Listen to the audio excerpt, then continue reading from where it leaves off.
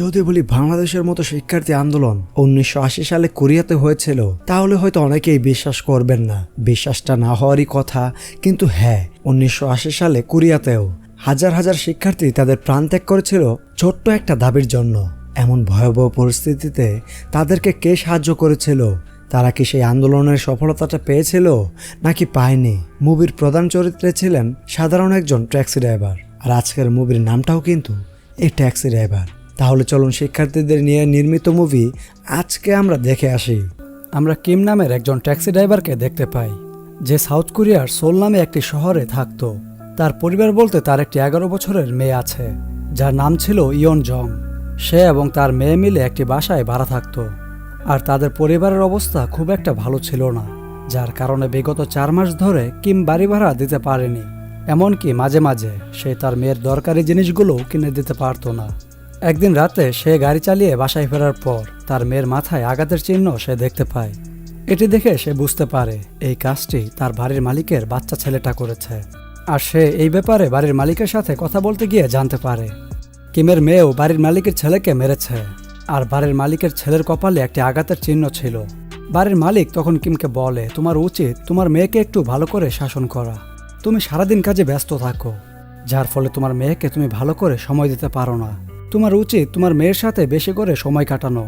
তুমি আমাকে বিগত 4 মাসের বাড়ি ভাড়া দাওনি, আর তোমাকে এখন খুব তাড়াতাড়ি টাকাটা পরিশোধ করতে হবে।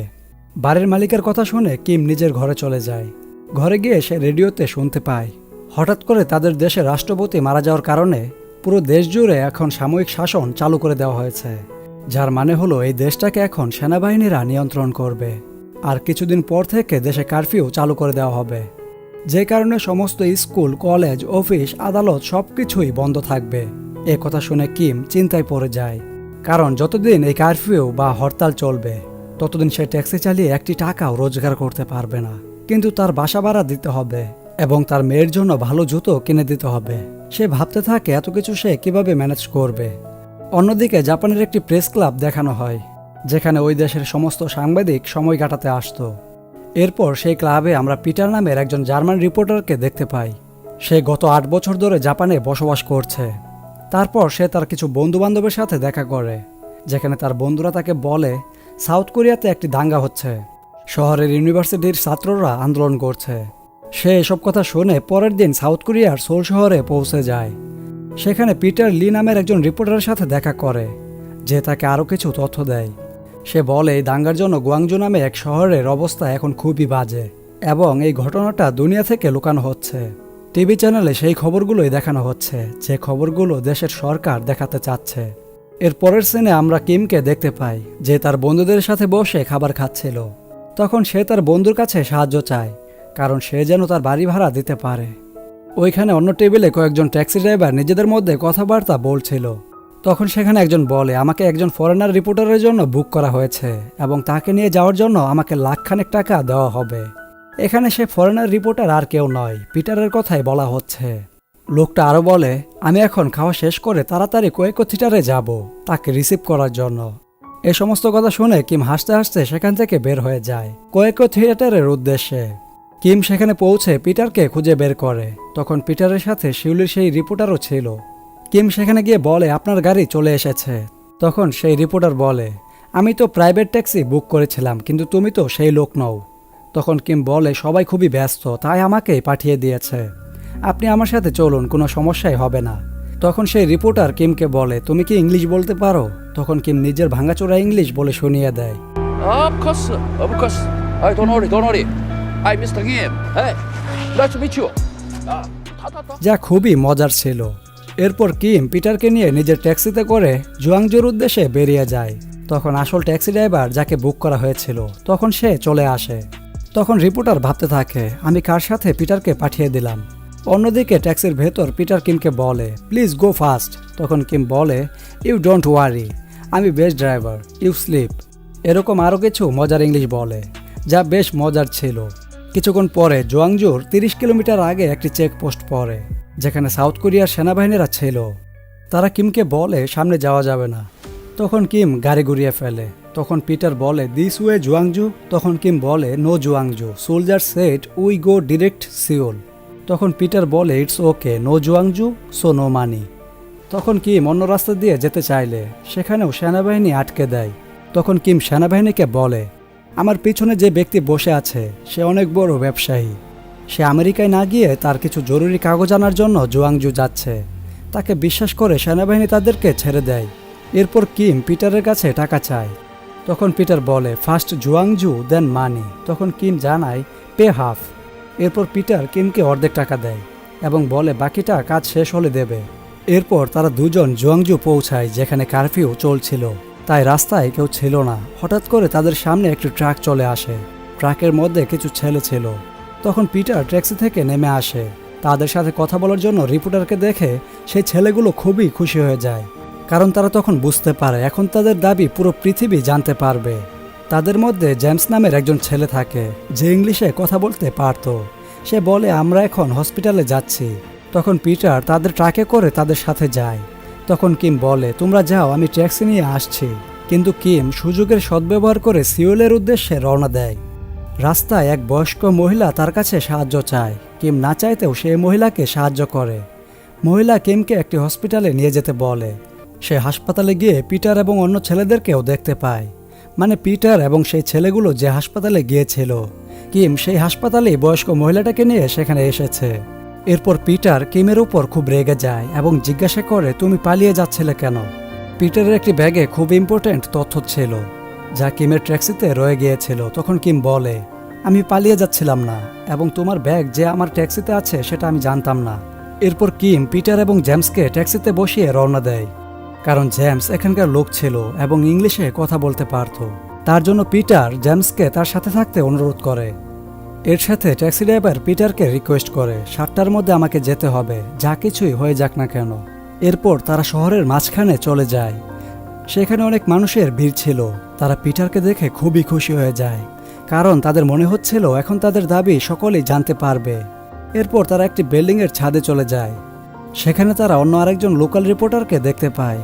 সেই রিপোর্টার তাদেরকে বলে, তোমাদের খুবই সাবধানে থাকতে হবে, কারণ সরকার ফরেনার রিপোর্টার এবং তাদের হেল্পারকে ধরে নিচ্ছে। এরপর আমরা বিল্ডিংয়ের উপর থেকে নিচে দাঁড়িয়ে থাকা অনেক মানুষকে দেখতে পাই, যারা চিল্লাতে থাকে এবং বলে, আমরা জান দিয়ে দেব কিন্তু মাথা নত করব না। তখনই সেনাবাহিনীরা গুলি করা শুরু করে দেয়, যাতে করে ভিড় কমে যায় এবং মানুষজনও সেখান থেকে পালিয়ে যায়। তখন পিটার বলে, আমাদেরকে নিচে গিয়ে রেকর্ডিং করতে হবে। এরপর তারা সবাই নিচে যায়। সেখানে ভিড়ের মধ্যে গিয়ে রেকর্ডিং করতে থাকে। এরপর পরিস্থিতি আরও খারাপ হয়ে যায়, যেখানে বিপরীত দলের পুলিশ নর্মাল পোশাকে চলে আসে এবং দূর থেকে পিটারকে রেকর্ড করতে দেখে ফেলে।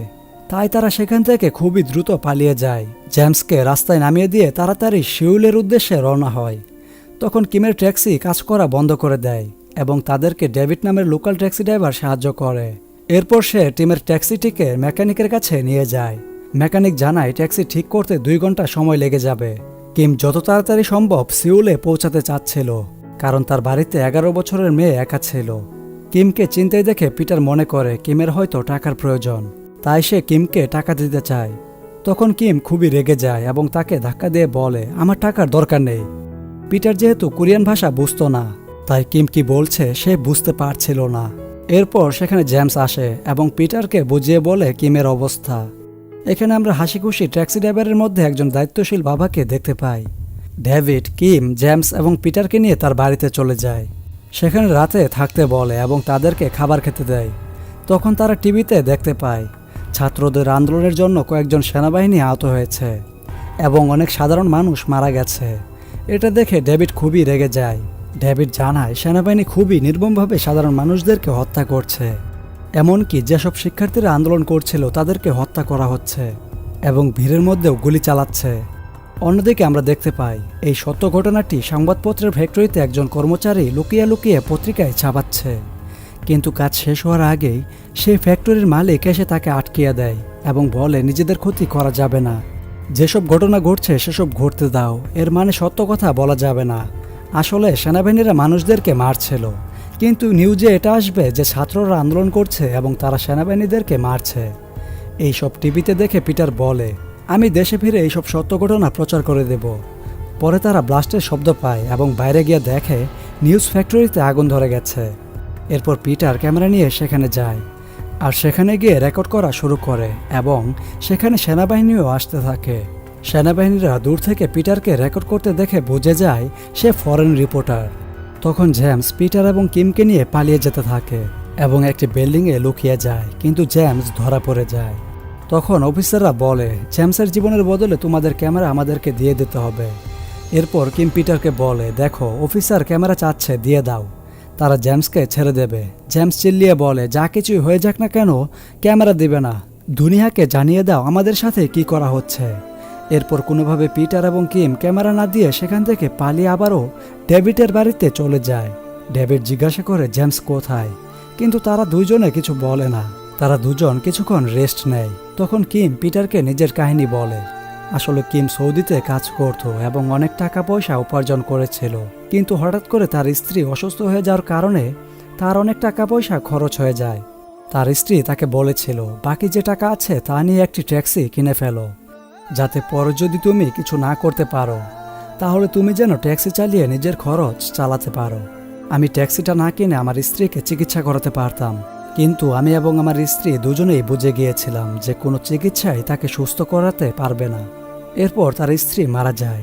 সে এবং তার ছোট্ট মেয়ে ইয়নজং একা হয়ে যায়। এরপর থেকে সে প্রতি রাতে নেশা পান করা শুরু করে। একদিন রাতে চোখ খুলে দেখে তার ছোট্ট মেয়ে ইয়নজং তার মায়ের জামা ধরে কান্না করছে। এরপর সে বুঝতে পারে তার মেয়ের কাছে সে ছাড়া আর কেউ নেই। ওই দিনের পর থেকে কিম সব নেশা পানি বন্ধ করে দেয়, আর তখন প্রতিজ্ঞা করে, আমি এখন আমার মেয়েকে ছাড়া আর কিছুই চিন্তা করতে পারবো না। আমি শুধু ওকে খুশি রাখতে চাই। যাই হয়ে যাক না কেন আমার মেয়ে আমার কাছে খুবই গুরুত্বপূর্ণ। পরের দিন সকালে কিম লুকিয়ে চলে যেতে চায়। তখন তাকে ডেভিড দেখে ফেলে। ডেভিড তাকে একটি গাড়ির নাম্বার প্লেট দিয়ে দেয়, কারণ সবাই কিমের ট্যাক্সি চিনে ফেলেছে। এর জন্য ডেভিড সিরিয়াল অনুযায়ী শহরের একটি নাম্বার প্লেট তাকে দিয়ে দেয়, যেন সে সুরক্ষিতভাবে সিউল শহরে যেতে পারে। এরপর ডেভিড তাকে কিছু টাকা দিয়ে বলে এটা পিটার দিয়েছিল, কিন্তু কিম টাকা নিতে চায় না। এরপর ডেভিড জোর করে তাকে টাকাগুলো দিয়ে দেয়। কিম ফিরে যাওয়ার সময় তার মেয়ের জন্য জুতা কিনে এবং একটি রেস্টুরেন্টে খেতে যায়, যে বাইরে থেকে মানুষজন এসে জোয়ান জুতে দাঙ্গা করছে, মানে ঝামেলা করছে। এর মানে হচ্ছে সমস্ত ঘটনা মিথ্যা প্রচার করা হচ্ছিল টিভিতে, যা দেখে কিম প্রচণ্ড রেগে যায় এবং তার খুবই খারাপ লাগে। সে তারপর সিউলের উদ্দেশ্যে রওনা দেয়, কিন্তু মাঝ রাস্তায় তার ভেতরের মানুষত্ব জেগে ওঠে। তাই সে আবারও জীবনযুদ্ধে ফেরত যেতে থাকে, পিটার এবং বাকি সবাইকে সাহায্য করার জন্য। এর আগে কিম তার মেয়েকে ফোন করে বলে সে খুবই তাড়াতাড়ি বাড়িতে পৌঁছে যাবে। এরপর কিম ট্যাক্সি নিয়ে সোজা ডেভিডের বাড়িতে চলে যায়। সেখানে ডেভিডের স্ত্রী বলে সবাই হাসপাতালে গিয়েছে। কিম হাসপাতালে গিয়ে দেখে সবাই খুবই গুরুতরভাবে আহত। সেখানে জেমসের লাশ দেখা যায়, মানে হচ্ছে ক্যামেরা না দেওয়ার কারণে তারা জেমসকে মেরে ফেলেছে।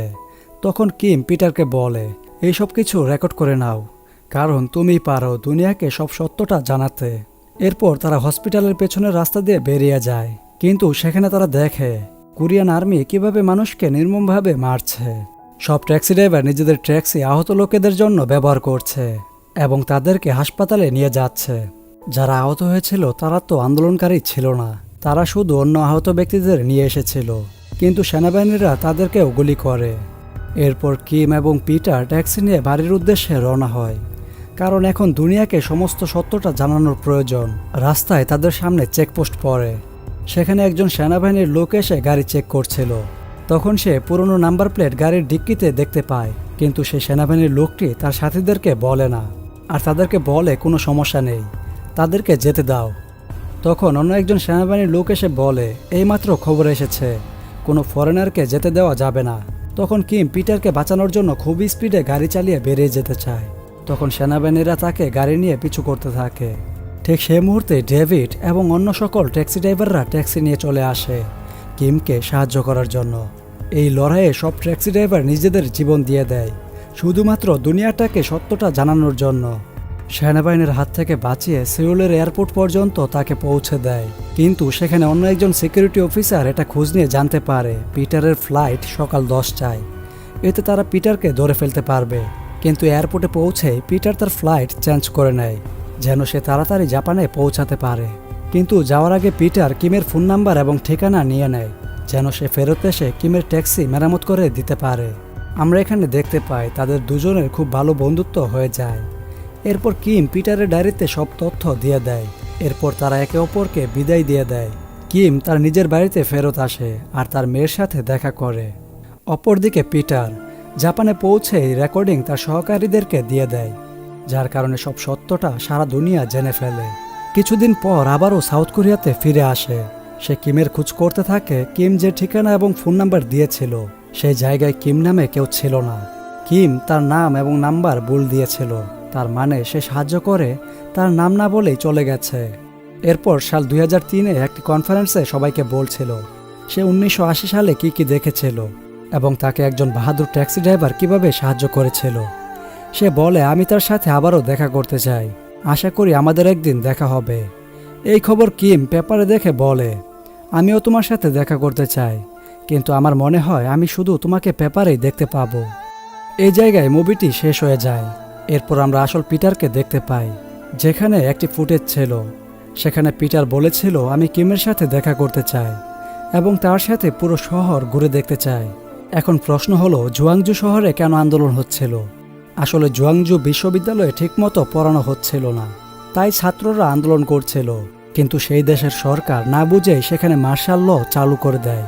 এই লয়ের মতে মিলিটারি সেখানে যা খুশি তাই করতে পারে। এর জন্য মিলিটারি সবাইকে মারা শুরু করে দেয়, যার কারণে পুরো শহরে কারফিউ চালু হয়ে যায়। এই ঘটনা থামার কোনো নামই ছিল না।